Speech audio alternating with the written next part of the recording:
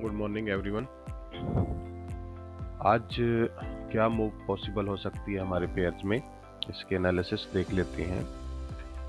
Guys, जैसा कि हम हर बार स्टार्टिंग करते हैं गोल्ड के एनालिसिस से, तो रिसेंट डे गोल्ड की क्या मूव पॉसिबल हुई। जैसा कि मैंने रिसेंट डे वीडियो में बताया था कि हम 2933 के एरिया के नीचे जो अगर मार्केट मूव करेगी तो हम इसको सेल करेंगे, और अगर इसके ऊपर लेवल पर जाती है तो हम इसको बाय करेंगे। तो रिसेंट डे हमने 29 के एरिया से मार्केट को सेल किया, और जो टारगेट था हमारा 25 का एरिया जो मैंने मार्क करके आपको दिया था, इस एरिया तक जो है हम मार्केट को सेल करेंगे। तो यहाँ तक हम मार्केट को सेल करके लेके आए हैं। अभी मार्केट की जो नेक्स्ट पोजीशन पॉसिबल हो सकती है वो देख लेते हैं। जैसा कि यहाँ से मैंने बताया था कि हम यहाँ से रीटेस्ट से अगेन 29 से सेल करने की कोशिश करेंगे, लेकिन हमें यहाँ पर कोई प्रॉपर एविडेंस नहीं मिला और मार्केट जो है न्यूज़ में अपर लेवल की तरफ मूव कर गई।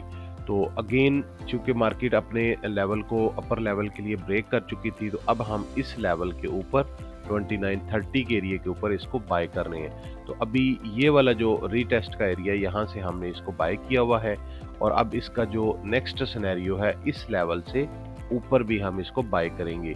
और अगर ये वाला लेवल आपका रिसेंट लिक्विडिटी जोन जो है, अगर ये ब्रेकअप करता है, तो सेकंड टारगेट जैसे कि मैंने ऑलरेडी बताया हुआ है कि हमारा 40 का लेवल है, और उसके बाद हमारा नेक्स्ट लेवल जो है वो 45 है, और उसके बाद हमारा 60 तक का जो एरिया है वो हमारे लिए बाइंग ट्रेंड का लेवल है। और अगर इसी तरह से अगेन मार्केट इस लेवल को ब्रेक डाउन कर देती है, तो हम फिर से इसको सेल में ही देखेंगे। यही हमारे टारगेट्स रहेंगे जैसे कि मैंने रिसेंट डे आपको बताए थे। तो यहाँ से फर्स्ट लेवल हमारा ये पॉसिबल हो सकता है, और उसके बाद अगर ब्रेक डाउन करती है तो हमारे ये लेवल्स सेल में पॉसिबल होंगे। यूएस ऑयल में रिसेंटली क्या मूव हुई और अभी क्या मूव पॉसिबल हो सकती है, इसको देख लेते हैं। तो गाइस, जैसा कि मैंने आपको टारगेट दिया था यूएस ऑयल का कि हम इसको बाय देख रहे हैं और ये हमारा टारगेट है, तो ये भी रिसेंट डे जो है वो अचीव हुआ है। अभी यहाँ से मैंने बताया था कि हम सेल करेंगे, फर्स्ट टारगेट हमारा ये वाला रहेगा, और अगर इसको ब्रेक डाउन करती है तो हम नेक्स्ट लेवल जो है यहाँ तक सेल करके लेके जाएंगे। तो ये दोनों ही लेवल जो है वो रिसेंट डे मार्केट ने अचीव किए हैं। यहाँ से अगेन बाइंग है, और अभी भी इस लेवल के ऊपर हम इसको बाय देखेंगे, और हमारा नेक्स्ट टारगेट जो है वो अगेन वही रहेगा। तो ये हमारा इस तरह से एक टारगेट ये वाला है, ये प्रीवियस सप्लाई जोन, और नेक्स्ट टारगेट हमारा ये वाला एरिया है। तो मैं दोनों ही मार्क कर देता हूँ कि आपका फर्स्ट टारगेट और सेकंड टारगेट कैसे पॉसिबल हो सकते हैं। और अगर इस लेवल को अगेन मार्केट डाउन ब्रेक कर देती है इन स्मॉलर टाइम फ्रेम, तो आप इसी रीटेस्ट से इसको सेल कर सकते हो। अगेन आपका टारगेट यही होगा।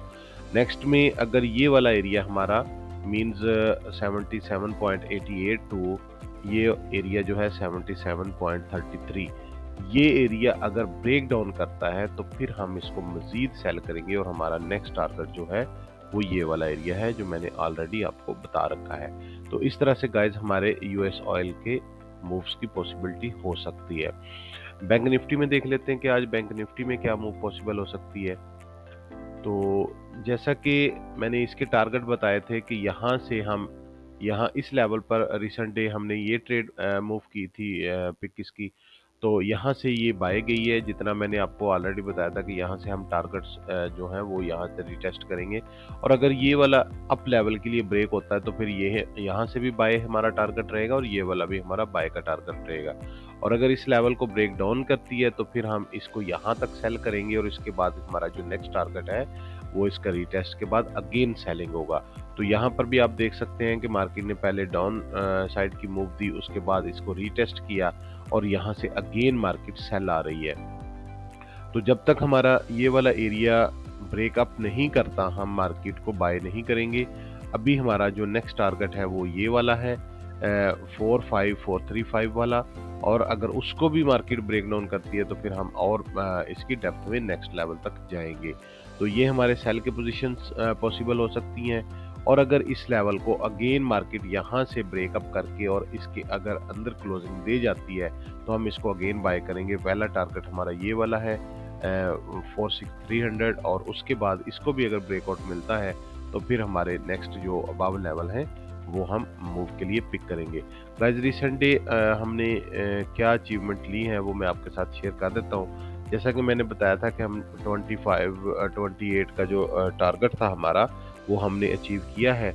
तो 29 के रिटेस्ट से हमने सेल किया और यहाँ से जो हमारा 25 का मूवमेंट है वो हमने अचीव किया है। इसके बाद यहाँ से हमने बाइंग भी किया है, जैसा कि मार्केट ने मूव अप की तो हम इसको बाय भी करते रहे हैं। तो अभी जो फिलहाल हमारे टारगेट्स थे वो हम सेल के अचीव कर चुके हैं और बाय के टारगेट्स में अभी जो है हम स्टिल होल्डिंग पोजीशन में है। ये रिसेंट डे हमने बीटीसी की मूव पिक की थी, वो मैं आपके साथ शेयर कर देता हूँ। तो क्योंकि बीटीसी कल हमें एक काफ़ी प्रीमियम मूव कर चुका था, तो टॉप से जो है हमने इसकी सेलिंग पिक की है इन हायर टाइम फ्रेम। तो ये हमारी जैसा कि प्रेडिक्शन थी मार्केट ने वैसी ही हमें जो है वो मूव दी है और हम अभी भी गोल्ड को जो है वो स्टिल बाय को होल्ड किए हुए हैं। ये हमारी रिसेंट डे की एक्टिविटी रही हैं जो हमने अचीव की हैं। ये बीटीसी का अगेन चार्ट है। तो ये इसी तरह से हमने तकरीबन हर मूव को पिक करने की कोशिश करते हैं और यही बात मैं आपके साथ शेयर करता हूं कि मनी मैनेजमेंट और रिस्क रिवार्ड को फॉलो करते हुए आप भी चला करें ताकि ज़्यादा से ज़्यादा बेनिफिट हासिल कर सकें और नुकसान से बच सकें। Thanks for watching.